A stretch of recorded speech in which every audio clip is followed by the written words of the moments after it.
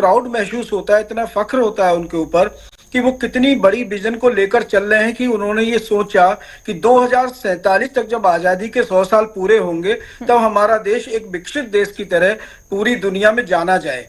और एक विकसित देश के लिए क्या क्या चीजें जरूरी होती हैं, वो कितनी कितनी माइन्यूट चीजों को अपने साथ जोड़कर चल रहे हैं। और आज उनके जो उनका भाषण रहा है लाल किले से, तो उसमें उन्होंने उस पर पॉइंट आउट भी किया। एक विकसित भारत के लिए हमारी इकोनॉमी बहुत स्ट्रांग होना जरूरी है, हम वर्ल्ड क्लास इकोनॉमी हो, इसके लिए 2014 से वो प्रयास करते आ रहे हैं और आज हम चौथे नंबर की इकोनॉमी बन चुके हैं और तीसरे नंबर की इकोनॉमी बनने का प्रयास कर रहे हैं। लेकिन ये इकोनॉमी ऐसे नहीं बनेगी। और इकोनॉमी बनने से फायदा क्या है? अगर आप देखें कि 2014 से पहले जब वार्षिक रूप से अगर हम पर कैपिटा इनकम की बात करें, तो आज हम तब जब 2025 में आए हैं तो हमारी पर कैपिटा इनकम डबल हो चुकी है। और अगर हम वर्ल्ड की थर्ड लार्जेस्ट इकोनॉमी बनेंगे या हम विकसित देश के रूप में जब सामने आएंगे तो हमारी इकोनॉमी इतनी स्ट्रांग होगी कि जो हमारे यहाँ का पर कैपिटा इनकम है वो मेरे आकलन के हिसाब से वो 8 से 9 हजार डॉलर पर पर्सन का पर कैपिटा इनकम होगा जी। जब हमारी इकोनॉमी स्ट्रांग होगी तो एक तो इकोनॉमी का पार्ट है, लेकिन इकोनॉमी ऐसे हमारी इकोनॉमी स्ट्रांग नहीं होगी कि हमने कह दिया। उसके लिए उनकी कितनी सारी चीजें हैं, जैसे डिफेंस का सेक्टर, वहां पर वो बात करते हैं कि हम आत्मनिर्भर बनेंगे। और उन्होंने उदाहरण देकर भी समझाया कि अगर हम आत्मनिर्भर ना होते तो क्या हम ऑपरेशन सिंदूर करने की स्थिति में होते? नहीं होते। अर्थात जब हम आत्मनिर्भर होंगे, हम हथियारों में हमारी जो डिपेंडेंसी है, जैसे आजकल फाइटर जेट्स हैं, फाइटर जेट्स के ऊपर हमारी डिपेंडेंसी वर्ल्ड में फ्रांस के ऊपर, रशिया के ऊपर या अमेरिका के ऊपर बनी हुई है।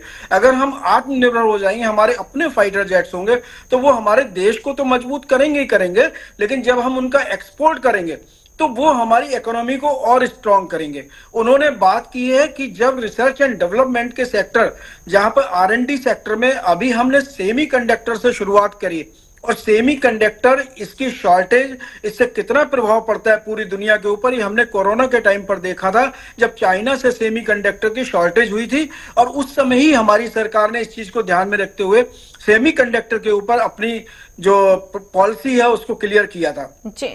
ये जो सेमीकंडक्टर है, ये हमारे उद्योगों को इतना गति देने वाला है, हमारे यहाँ प्रोडक्शन को इतना गति देने वाला है, और R&D में जो नए नए चीजें आने वाली हैं उनमें इसका बहुत जरूरी रोल रहता है। एक चीज जो और सामने आती है वो है रेयर अर्थ मेटल। आज पूरी दुनिया में चाइना सबसे ज्यादा रेयर अर्थ प्रोड्यूस करता है, उसके बाद चिली है या कुछ और भी देश है। लेकिन चाइना की इसमें दादागिरी सी कहना चाहिए कि कई इंडस्ट्री जो अन्य देशों की, हम आत्मनिर्भर बन गए, हमारी इंडस्ट्री है, लेकिन अगर हमें रेयर अर्थ नहीं मिल रहा है तो हमें बहुत सारी दिक्कतों का सामना करना पड़ता है। तो उस दिशा में भी हमारी इस सरकार ने सोचना शुरू किया है और हम उसकी खोज के लिए भी काम करेंगे, जिसकी वजह से हमें और हमारी इकोनॉमी और हमारी इंडस्ट्री को फायदा होने जा रहा है।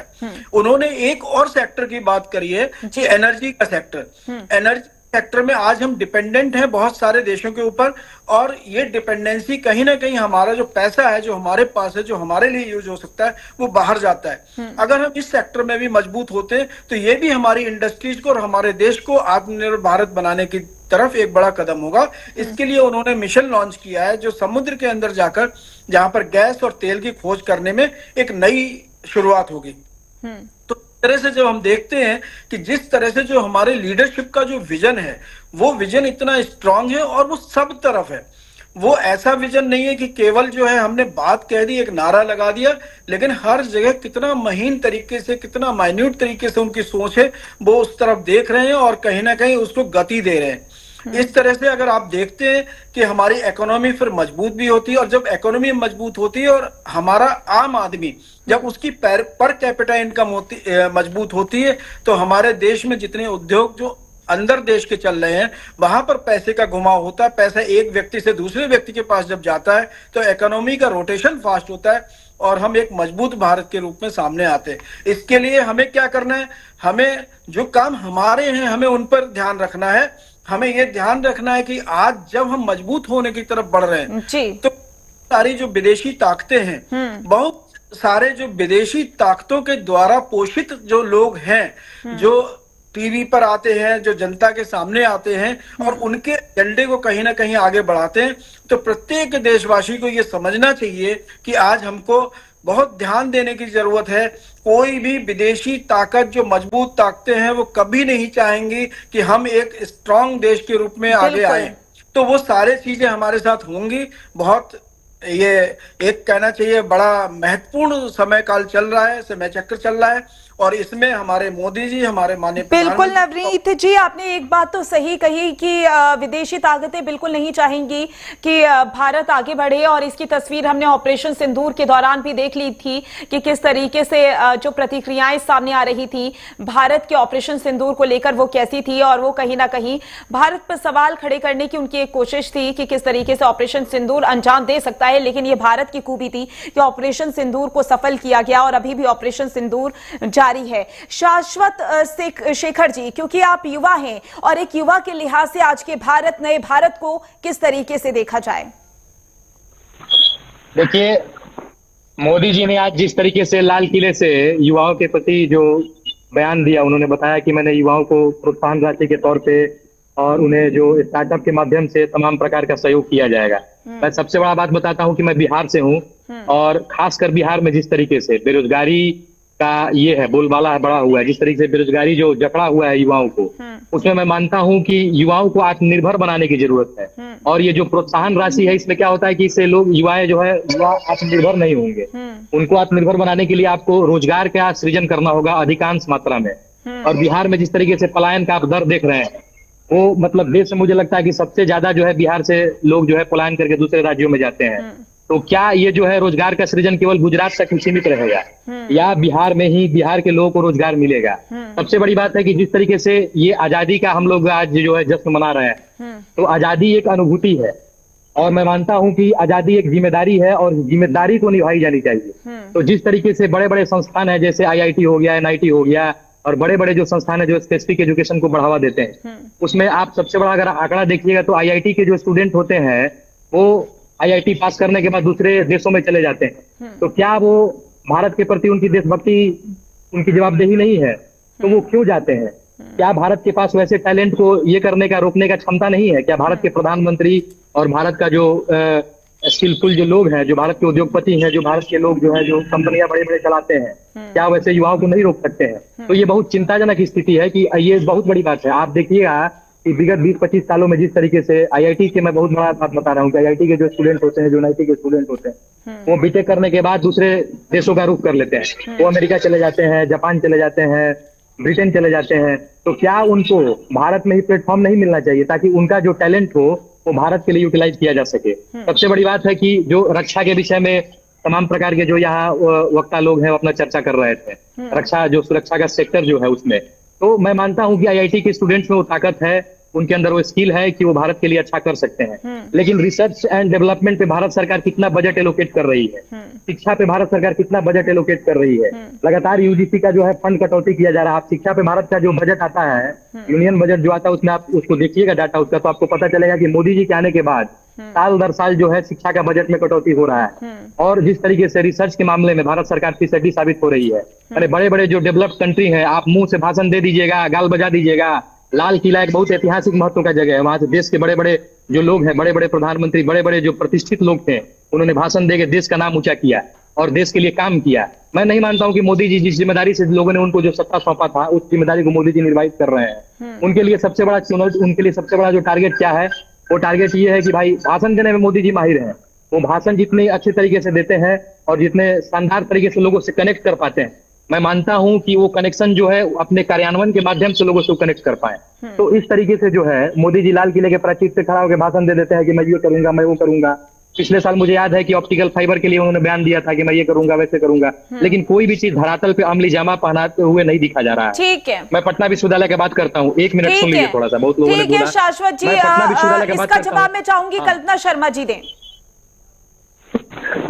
जिस तरह से अभी हमारे साथी ने बहुत सारे सवाल, उनके सवाल वाजिब हैं, लेकिन उसके साथ साथ जब कोई भी व्यक्ति ये कहता है कि हमारा देश क्या उनको दे रहा है, तो एक बहुत सुंदर लाइन है कि देश हमें देता है सब कुछ, हम भी तो देना सीखे।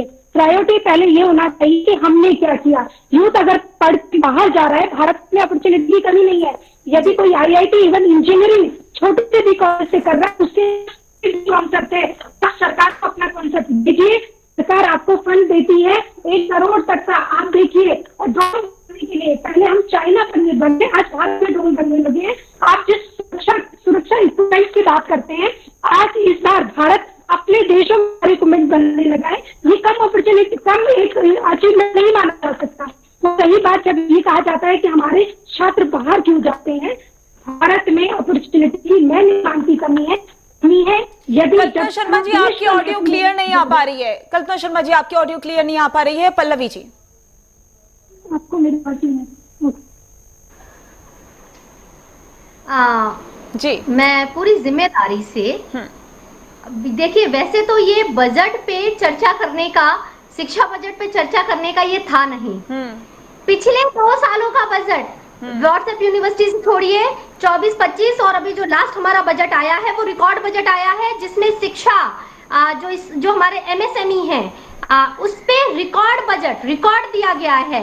लगातार एम्स बन रहे हैं, लगातार कॉलेजेस बन रहे हैं। ठीक है, अभी ये क्योंकि आज हमें सेलिब्रेशन करना है अपने इस त्योहार का, हम उस पे रहते हैं। ठीक है, यहाँ पे अगर हम करें, अगर मैं बात करना चाहूंगी, और क्योंकि मैंने जो डेटा लेके बैठी हूँ, क्योंकि ये मैंने प्रॉपर उस समय भी कवर किया था, अगर मैं लेके, और हाँ यहाँ पे सबसे बड़ी बात, मैं भी इस देश की एक जिम्मेदार नागरिक हूँ। मैं ये मानती हूँ कि अगर मैं वोट देती हूँ तो मुझे सरकार से सवाल करने का पूरा अधिकार है, और होना भी चाहिए। अगर मैं टैक्स पे करती हूँ तो मेरा पैसा कहाँ लग रहा है ये हमें जानने का अधिकार होना चाहिए। लेकिन अगर कोई ये कह रहा है तो जिस प्रधानमंत्री जी के लिए जिस तरह की भाषा का प्रयोग हो रहा है वो भी गलत है। वो 12वीं बार लाल किला की प्राचीर से बोले हैं, और देश की जनता ने उनको चुन के भेजा है। उनसे मतभेद हो सकते हैं, बिल्कुल होने भी चाहिए, हमारे देश के मुखिया हैं वो, उनसे मतभेद हो सकता है। लेकिन प्रथम बात, दूसरे तथ्य, अगर हम तथ्य की बात करें तो पिछले साल से भी लगभग 6.65%, 6.65% का बढ़ोतरी हुआ था इस बार के बजट में भी। और जो भी ये बोल रहा है कि शिक्षा का बजट कम होता जा रहा है, तो प्लीज व्हाट्सएप बंद करके आप जो हमारे कहते नहीं, आप न्यूज़पेपर पढ़िए, सरकार को फॉलो करिए, जो बजट के सेशन है उनको दोबारा से सुनिए। खैर, मैं फिर से कहूंगी इस तरह के प्रश्न, लेकिन एक स्वस्थ जो हमारा एक संविधान है उसका ये हिस्सा है, ये बहस उसकी एक हिस्सा है, होना चाहिए। लेकिन ये आज का जो दौर है, प्रश्न करने के साथ साथ हमें अपनी जिम्मेदारियां भी चिन्हित करनी चाहिए। कल्पना शर्मा जी ने बिल्कुल सही बोला कि सरकार कर रही है, उनसे प्रश्न उठाइए। हम क्या कर रहे हैं, हमें भी प्रश्न उठाना है। पलायन की बात एक हद तक ठीक है, लेकिन कहीं पलायन बहुत बार हमारे अपने मन से भी, और उसको हम पलायन भी नहीं कहते, विदेश में जाके अपनी तरक्की के लिए बच्चे करना चाहते हैं, कुछ समय के लिए रहते हैं, लेकिन अगर बच्चे बाहर भी रहते हैं, वो भी एक अच्छा मुद्रा भंडार अपने देश में वापस भेजते हैं, डॉलर्स के रूप में, यूरो के रूप में, तो वो भी किसी ना किसी तरह से हमारे पास वापस आता है। इसरो है, DRDO है, IITs है, एम्स है, इनमें लगातार हमारे वैज्ञानिकों की, रिसर्चर्स की संख्या बढ़ रही है। इन फैक्ट पे बात करिए, भारत का भारतीय होने पे गर्व करिए। बिल्कुल पल्लवी जी, जाहिर सी बात है कि यहाँ पर वैसे तो आज सेलिब्रेशन का दिन था और आज त्योहार का दिन है, आजादी का दिन है, और आजादी के अमृत महोत्सव में पूरा देश डूबा हुआ है। ऐसे में इस तरीके की बातें करना, इस तरीके का शब्दों का प्रयोग करना, जाहिर सी बात है, सही बात रही है। सरिता सिंह जी, क्योंकि जाहिर सी बात है आज हम सेलिब्रेट कर रहे हैं 79वां स्वतंत्रता दिवस, और आज के मौके पर जगह जगह से भव्य तस्वीरें निकलकर सामने आ रही हैं, क्योंकि यहाँ पर विकास की बहुत ज्यादा बातें हुई हैं, और जाहिर सी बात है कि सबकी अपनी अपनी शिकायतें हैं, सबकी अपनी अपनी नजरिया है सबका, लेकिन एक भाषा जिसका प्रयोग सही तरीके से होना चाहिए, खासकर प्रधानमंत्री के लिए।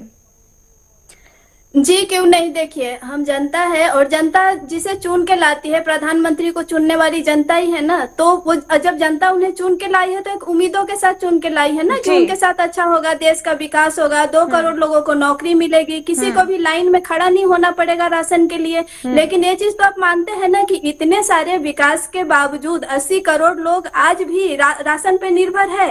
ये चीज से तो आप इनकार नहीं कर सकते। देखिए वो बहुत पहले से उनकी आदत रही है कि वो जनता से कनेक्ट करते हैं, बहुत अच्छी बातें करते हैं, लेकिन प्रॉब्लम ये होता है ना कि वो बात करते हैं, इंसान को, अभी हम लोग जो जनता है उनको देखना है कि इस पे काम हो रहा है कि नहीं। देखिए बुलेट ट्रेन की बात ले लीजिए, इसी सरकार में देखिए ना, GST लगा, नोटबंदी हुआ, कितना आर्थिक व्यवस्था बिगड़ा यहाँ पे, इस पे तो हम बात करेंगे ना। अगर हम सरकार को लाते हैं तो हम बात क्यों नहीं रखेंगे, और सुनना उनका काम है, क्योंकि हमारा ही सुनने के लिए आए हैं। देश की विकास की बात हो रही है, आज हम टैक्स भर रहे हैं तो हम तो सवाल उठाएंगे ना कि हमारे टैक्स पे देश विदेश की यात्रा कर रहे हैं।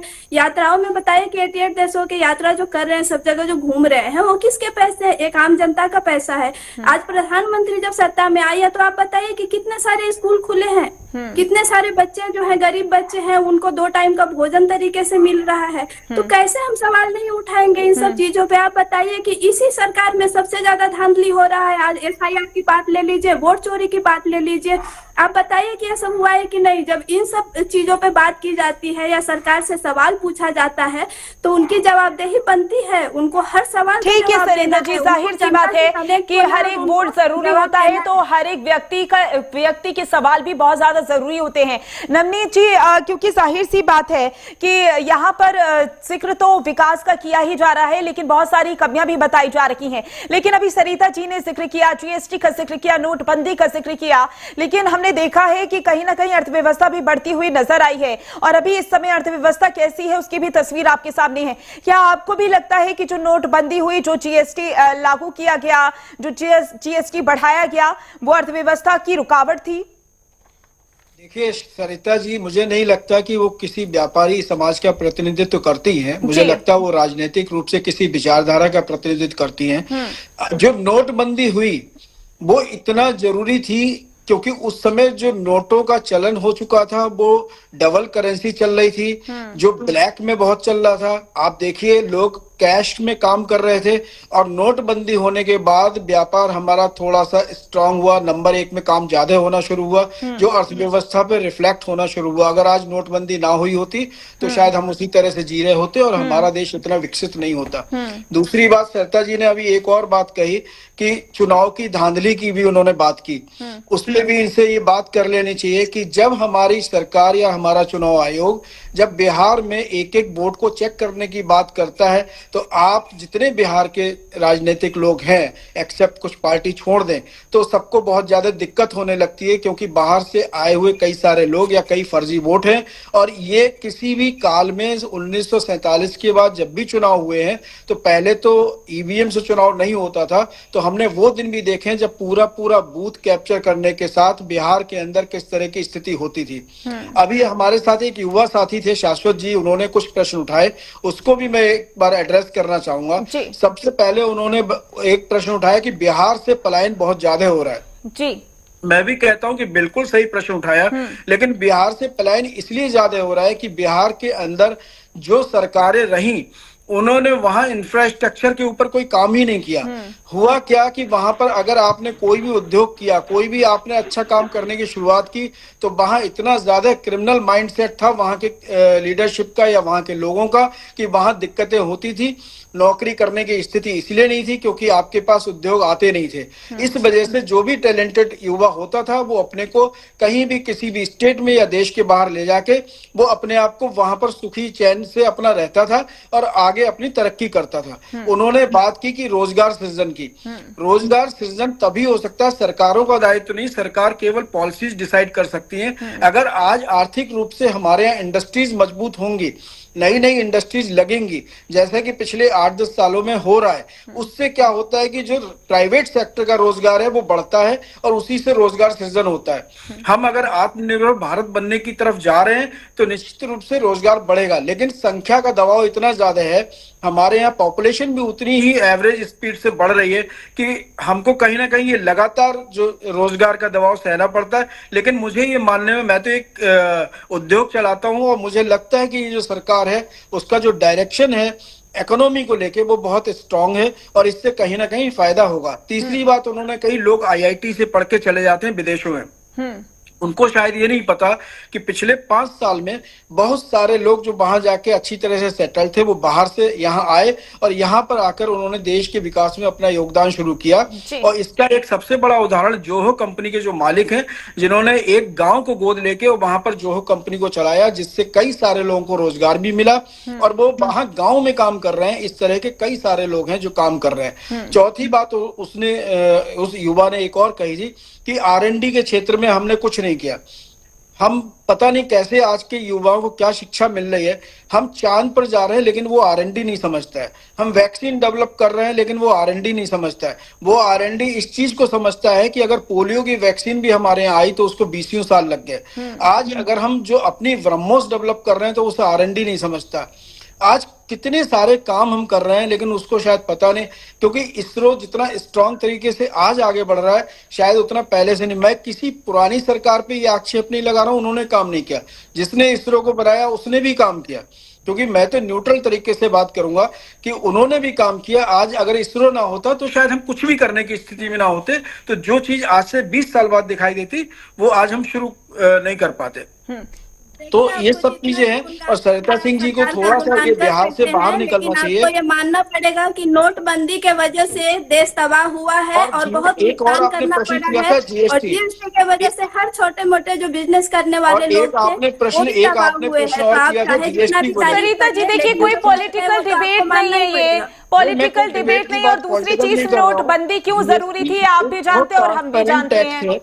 जीएसटी में जितने बैक हैंड पर टैक्सेस लगते थे, एक्साइज लगती थी, कारपोरेट टैक्स जो पीछे से लगते थे, वो सारे खत्म होके वो सिंगल एक प्लेटफॉर्म पर आ गए, जीएसटी के प्लेटफॉर्म पे। और आज मुझे बड़ी खुशी हुई कि मोदी जी ने कुछ चीजों को समझते हुए जीएसटी दीपावली पर जो घटाने की भी घोषणा की है, ये आम जन को बहुत ही राहत देगी और बहुत इसका वेलकम किया जाएगा इंडस्ट्रीज के द्वारा।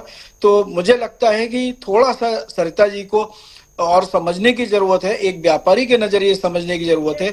आज व्यापारी जिस तरह से व्यापार कर रहा है, जितनी चीजें साफ सुथरे तरीके से हो रही हैं। पल्लवी जी काफी मुस्कुरा रही हैं। प्रॉब्लम है ना कि आपको देखना ही नहीं है सरकार की कमियों को, आपको सिर्फ ये देखना है कि सरकार ने क्या किया है पर सरकार ने क्या नहीं किया। पल्लवी जी आपका माइक म्यूट है, उसे अनम्यूट कर लीजिएगा। देखूंगा किस सरकार ने व्यापारी के लिए हित में काम किया है या नहीं किया है। मैं ये जानता हूं कि पहले मैं उत्तर प्रदेश को बिलोंग करता हूं, पहले की सरकारें जब यहाँ पर काम करती थी तो किस तरह से व्यापारियों का हैरेसमेंट होता था। मैं ये जानता हूं कि यहाँ पर पहले किस तरह से एक व्यापारी अगर एक उद्योग चला रहा है तो वो दूसरा उद्योग खोलने से डरता था। ठीक है नवनीत जी, की भावना आई है ये व्यापारियों के लिए इस सरकार के द्वारा। बहुत अच्छे से आपने समझाया कि बहुत अच्छे से आपने हर एक सवाल का जवाब दिया जो आज के युवा के सवाल थे, जो एक सामाजिक कार्यकर्ता के सवाल थे। हालांकि सामाजिक कार्यकर्ता के वो उस तरीके के सवाल लग नहीं रहे थे, ऐसा लग रहा था हम पॉलिटिकल डिबेट कर रहे हैं। पल्लवी जी देखिए, सबसे पहले तो मैं किसी भी बात को, नवनीत जी ने बहुत सारे पॉइंट्स को रखा और मैं फिर बता दूं, मैं स्वयं एक व्यापारी परिवार की ही बेटी हूँ। ठीक है, जो भी कहता है कि नुकसान हुआ है, मैं कहती हूँ कि हर एक रेहड़ी वाले से लेके बड़े तक यूपीआई का होना, व्हाइट मनी में बिजनेस शुरू होना, ये कितनी बड़ी उपलब्धि है। करप्शन को किस लिमिट तक एक स्केल पे खत्म किया गया है, ये अपने आप में एक बड़ा कदम है। मैं बार बार बोलती जा रही हूँ, मैं किसी भी विचारधारा या उसकी बात नहीं कर रही हूँ एक जिम्मेदार नागरिक होने के नाते, क्योंकि इसी देश में मेरे बच्चों को भी रहना है। तो कोई भी सरकारें, सर की एक बात से मैं पूरी तरह से सहमत हूँ कि इसरो जिन्होंने स्थापित किए, एम्स जिन्होंने शुरू किए, हम उनके भी समर्थक हैं। लेकिन हम ये बात नहीं मान कि इस समय जो देश की हमारी जो सरकार काम कर रही है, लगातार उनके नंबर बढ़ रहे हैं। तो हमें इसी बैलेंस को देखना है, चुनौतियों को किनारे रखना है। और फिर से यही बोलूंगी कि आज त्योहार का दिन है। मैं तो आई थी अपने गीत और कविताओं से लोगों से जुड़ने के लिए, यहाँ पे लगातार ये डिबेट किसी दूसरे रंग में चली गई।